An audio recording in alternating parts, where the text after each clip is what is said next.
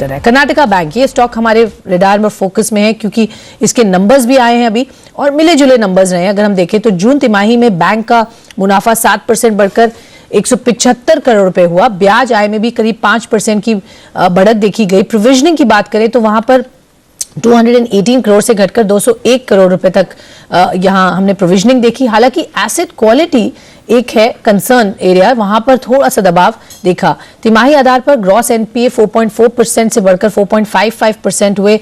साथ ही net NPA भी 2.95% से बढ़कर 3.33% हुए। कर्नाटका बैंक के नतीजों पर बात करने के लिए अब हमारे साथ जुड़ रहे हैं बैंक के MD and CEO MS Mahabaleshwar. Mister Mahabaleshwar, good afternoon, thank you हमारे साथ बात करने के लिए। सबसे पहले आपके नंबर्स की बात कर रहे थे और हमने पूरा आपको एक लोडाउन दिया नंबर्स पर, हमारे व्यूअर्स को बताया। बट अगर मैं आपके एसेट क्वालिटी की बात करना चाहती हूँ, सबसे पहले वहां हमने थोड़ी सी कमजोरी जो देखी है वो किस वजह से रही, और दूसरी एनबीएफसी की स्पेसिफिक बात करें तो 15% तक का आपका एक्सपोजर है, उसकी वजह से क्या आपको लगता है ये नेगेटिव इंपैक्ट देखने को मिला, और आईएलएनएफएस पर आपका कितना फिलहाल एक्सपोजर है sir? Yes, I think there was some, I lost the connection, but nevertheless, I presume that the net profit, whatever that we have already declared, it is an all-time high quarterly net profit yes. for Karnataka.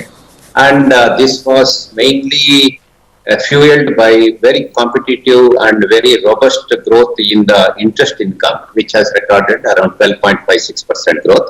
So also the fee-based income has grown at a rate of 17.24%. Most interesting thing is the asset quality.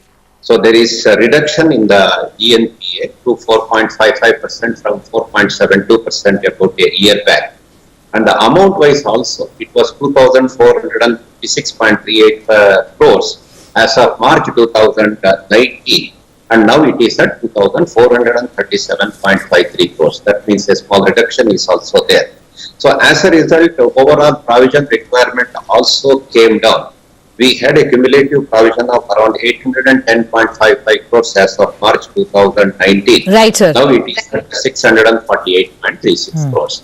So overall, the core business has given a very good boost for this type of performance of the bank during the first quarter of the current financial year. Okay, wonderful. Because आपने बताया all time highly quarterly net profit आया bank का, and that is something that's commendable. But sir, as I was asking you, NBFC में अगर मैं देखूं bank का overall exposure around 15.5% का है, इसका कितना बड़ा concern you see in the coming quarters, and ILNFS per particularly, how much is the exposure, sir? Yeah, see, as far as NBFC exposure is concerned, we have 15.38% exposure. Sure. In that, two group accounts are already was causing concern and already treated as NPA. The first one is ILFS group. Second one is ADAG, this Reliance ADAG group. In this Reliance ADAG group, we have about 0.30% exposure, and have already treated this as NPA. And the ILFS, about a year back itself, we had already treated this as NPA. Under the ILFS exposure, we had about 72% coverage ratio. And this Reliance ADAG group, since this is the first quarter, we have treated it as NPA. This is treated as substandard, and we have about 15% coverage in that as a provision. And no other accounts are showing any stress in this category. Okay, fair enough, sir. Sir, specifically, what are the sectors where you are facing concern? जहां पर आपको लगता है थोड़ी problem आगे भी आ सकती है? Can you specify? No, I'm not having any too much exposure to any of the single sector. That is the beauty of our portfolio. So NBFC was the one sector, and but for these two accounts, there may not be any further surprise element. However, other sectors, ours is basically a bank having good exposure to the retail and MSME. And in those sectors, the growth is on the expected line. Say, for example, housing loan, we had grown at a rate of 23.61% during this Q1. And the MSME also, we had grown at a rate of around 4.34%. And there is some good traction as far as the business is concerned in the area of equipment loans to contractors. Since infrastructure activities have picked up, lot of contractors have availed good equipment loans from the bank, and there the growth rate has been around 42.55%. And going forward, these are the areas where we would be focusing more. That is the retail and the MSME. And we have already strengthened our credit department. Now, my credit department has three verticals. One is credit marketing, credit sanction, and credit monitoring. So the credit marketing department is focusing on all these things.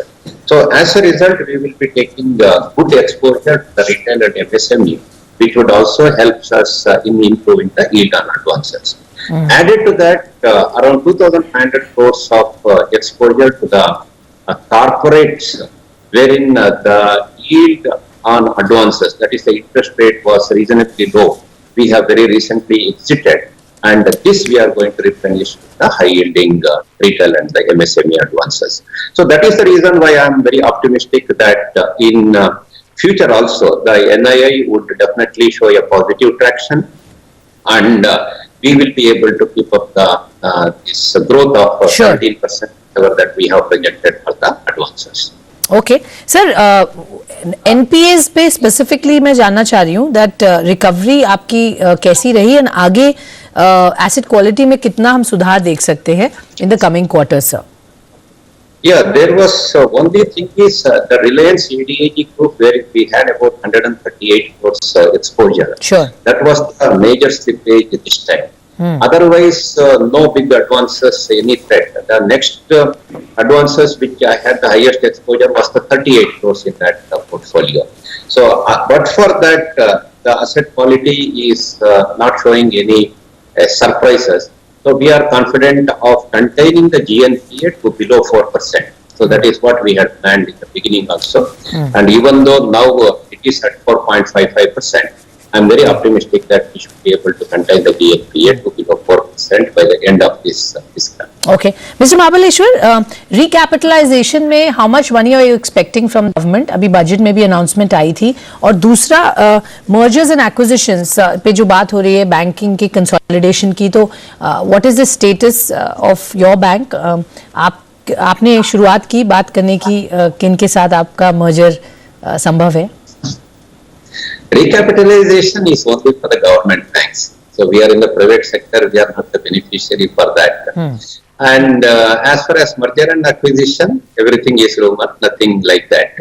As I said in the beginning itself, when I took charge of the bank about 2 years back, we are committed for our identity, and we are really going strong. If you compare our previous year's performance also, Karnataka Bank was one of the banks which had posted very good annual result, and our capital adequacy ratio is one of the best in the industry.